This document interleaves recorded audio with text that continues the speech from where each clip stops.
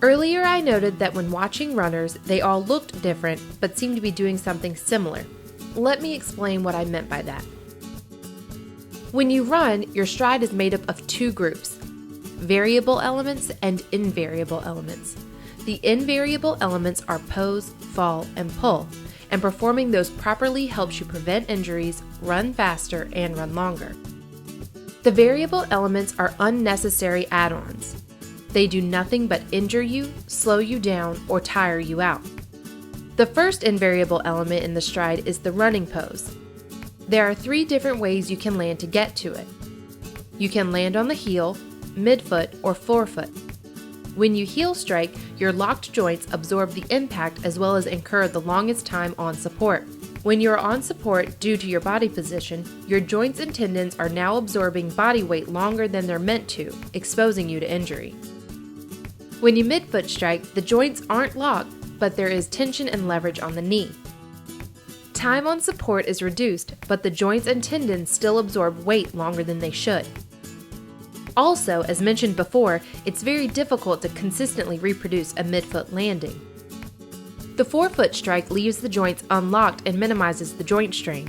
It also leaves you with the shortest time on support, making this the desired landing option. Like I said earlier, you will always pass through the running pose. At this point, the body is elastic in an S-like position and the head, shoulders, hips, and feet are aligned. This is the starting point for the body to fall forward. Falling is the second invariable element. Just like the running pose, there are variable elements that add on to it. Those are the paw back and the knee drive. The paw back is the idea that upon contacting the ground, the muscles in the legs somehow grip the ground and literally pull the body forward. Realistically, this can't happen. Our muscles alone can't propel the body forward faster than the already existing momentum. People also feel that driving the knee forward is a way to facilitate acceleration. Really, the opposite is true. Knee drive only slows you down. It overemphasizes the use of the hip flexors and the body has to compensate for the swing leg moving forward. Just the simple act of allowing yourself to fall forward is all you need to generate or maintain your forward momentum.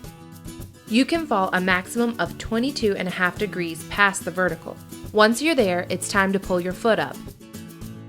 Pulling is the final invariable element in the stride. Just like before, there are variables that provide no benefits. Those would be attempting to push off and pumping the arms. Pushing off is nothing more than wasted energy. You can do it in the vertical direction, but it doesn't help you with horizontal movement.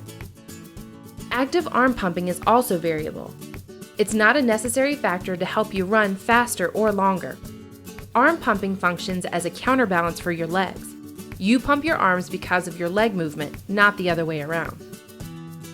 The final invariable element is the pull. Pulling at 180 steps per minute utilizes muscle tendon elasticity and will lead to overall better running economy.